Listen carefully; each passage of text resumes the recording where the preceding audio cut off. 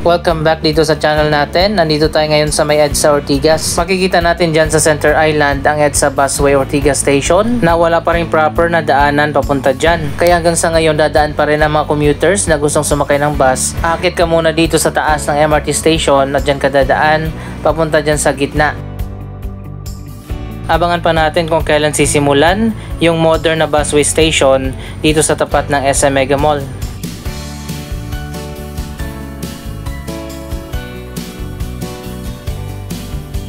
Anyway, andito na tayo sa likod ng SM. Ikutin natin ang Ortigas Center at magbibigay tayo ng latest updates sa iba't ibang mga mega projects na tinatayo dito.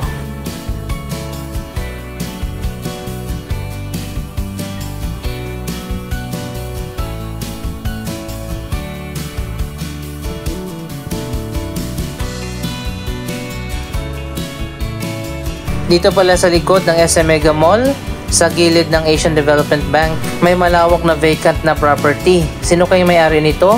At ano kayang mega project ang pwedeng itayo dito? Napakalawak pa naman.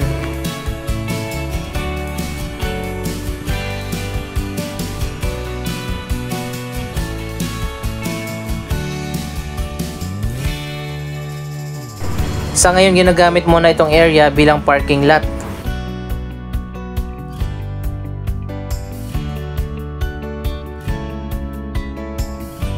Pwedeng-pwede na gawin ito na parang Bonifacio High Street. Wala kasing park dito sa Ortigas Center.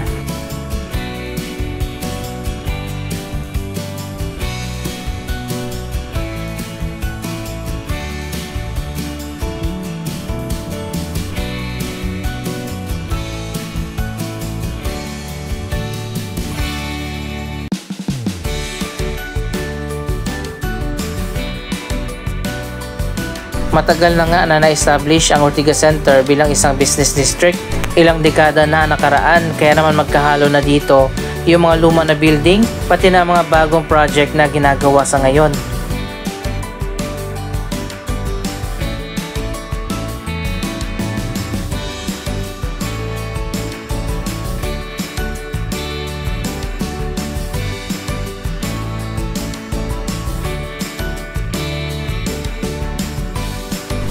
Isa sa mga bagong project na ginagawa dito, ang The Galleon.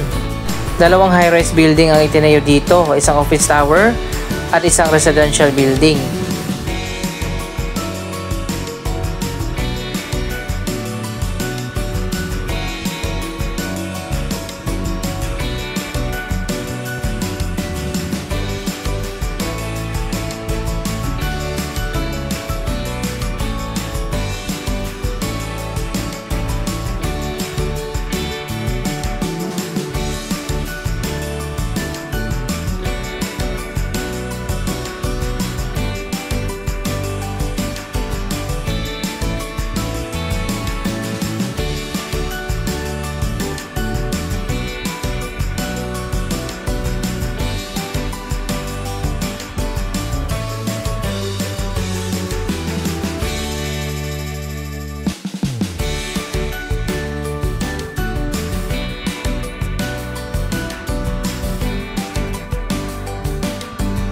Dito sa left side ang office tower at dito naman sa right side yung ginagawa na residential building.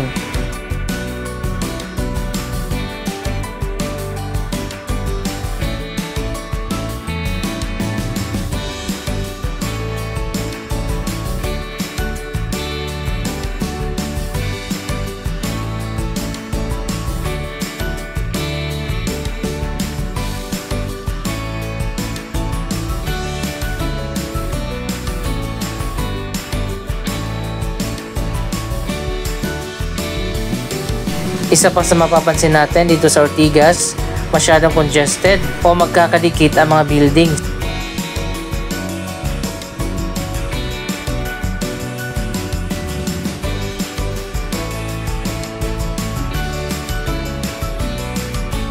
Isa pang bagong office building ang natapos na rin dito sa kanto ng Ortigas Avenue. Ito ang One Philinvest, isang bagong premium office tower na kamakailan lang ay natapos na.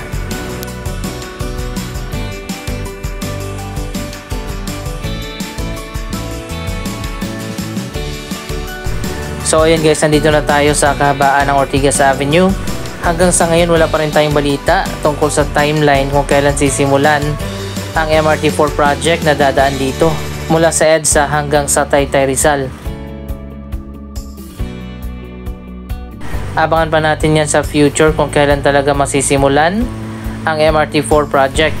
Ang original na schedule ay 2024. Ngayon ay kalagitnaan na ng taon, so abangan natin kung matutuloy pa ba na masimulan ngayong taon ang MRT4 project.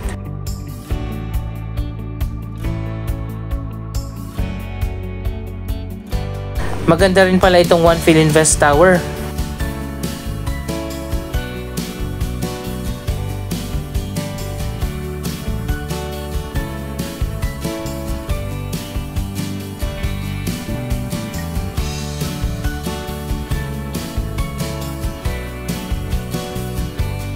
Yung maganda na Jollibee Tower nga dito halos di na makita. Natatakpan ito ng ibang mga buildings. Ang ganda pa naman ng design ng Jollibee Tower kaso nga nakatago. Dito yata lilipat sa Meralco Theater ang Itbulaga. Abangan natin yan.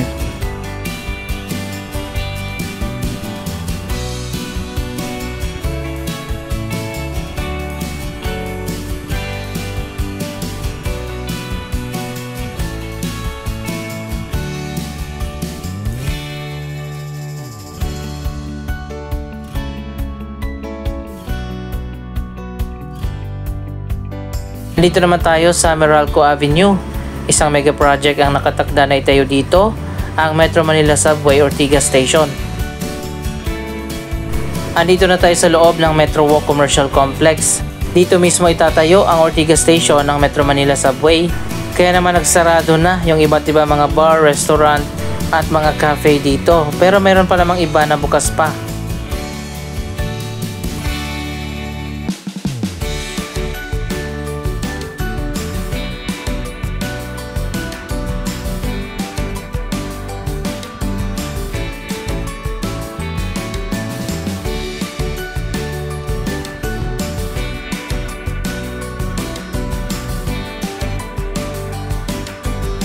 So ayan guys, kapag sinimulan na ang pagtatayo ng subway station, madidemolish na itong buong Metro Walk Commercial Complex.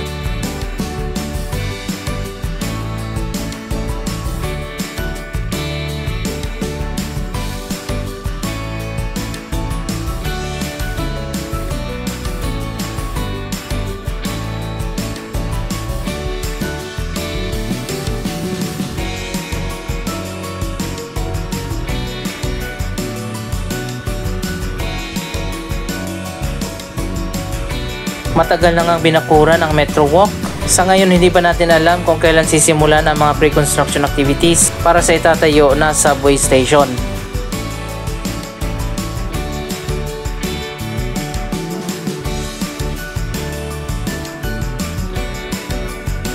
Malawak din pala itong Metro Walk property at dito sa likod may plano na gawin ito na bagong Koreatown. Ayon yan sa press release ng LCS Group, ang namamahala dito sa Metro Walk property.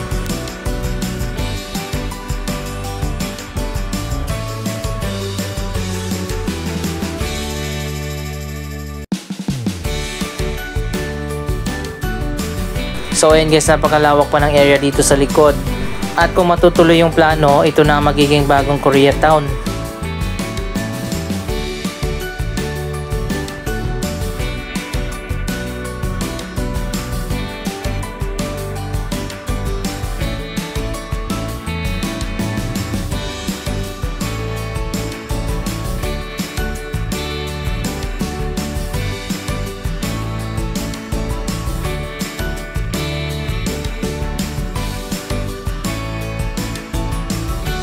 Yung nasa harap lang yung commercial complex, yung tatayuan ng subway station. At dito sa likod, malawak pa yung area.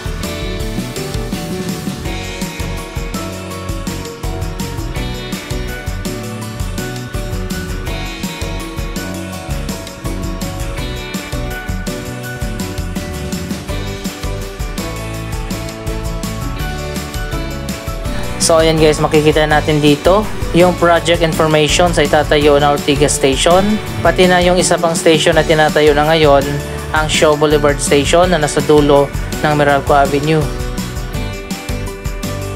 Kung mapapansin natin, malayo ang subway station sa EDSA at sa MRT3. Iba kasi ang ruta at linya ng Metro Manila Subway.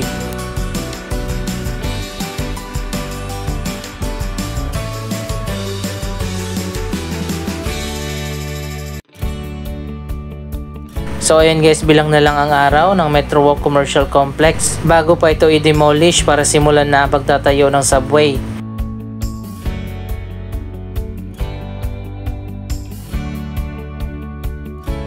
Doon naman sa kabilang dulo ng Meralco Avenue nagsimula na ngayon ang paghuhukay at paggawa ng tunnel para sa Shaw Boulevard Station ng Metro Manila Subway.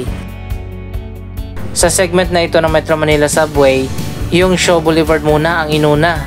Yung gagawin na tunnel ay papunta dito. Kada dalawang station ng Metro Manila Subway, isang project yan. At isang contractor din yung gagawa. Isang Japanese company at isang Filipino company. Ang Shaw Boulevard Station ay tatayo doon sa may Capitol Commons.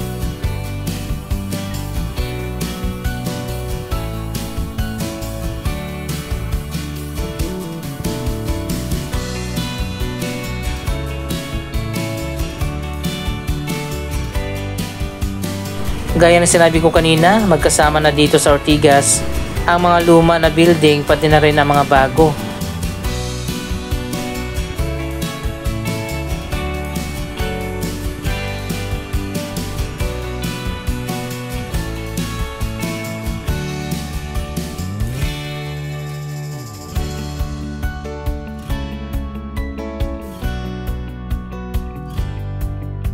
Isa sa mga landmark dito sa Ortigas Center ang The Podium, kasama na ang dalawang tower.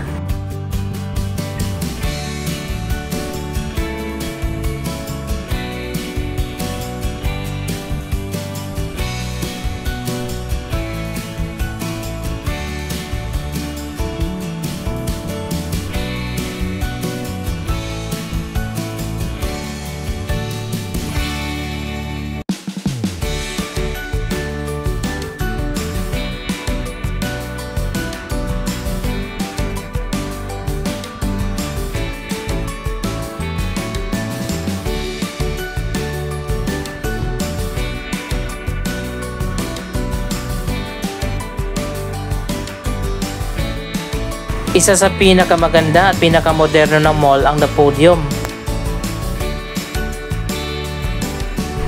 Ayan, makikita naman natin kung gaano kaganda ang interior design ng mall na ito.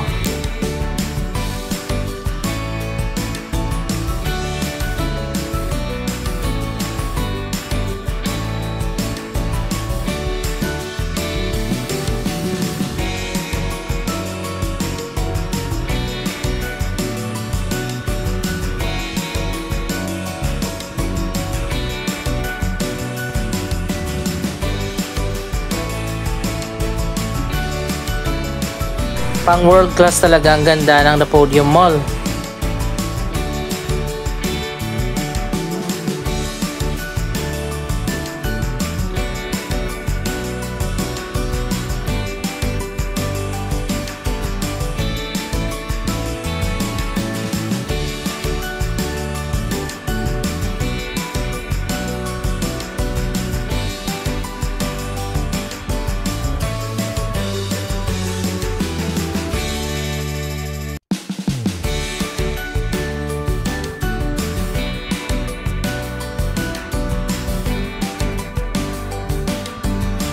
Sana ganito na lang ang design ng mga bagong mall na itatayo ng SM.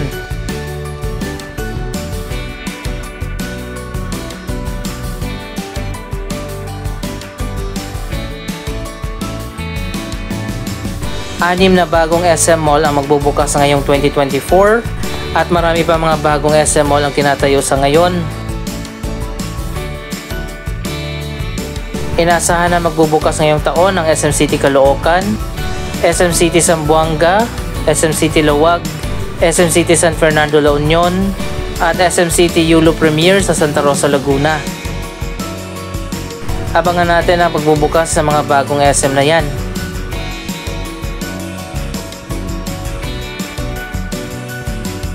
Ano masasabi nyo sa iba't ibang mga mega projects dito sa Ortigas? Mag-comment lamang dyan sa baba ng inyong mga reaksyon. Maraming salamat sa inyong panonood. Don't forget to like, share, comment, at subscribe. Thank you for watching.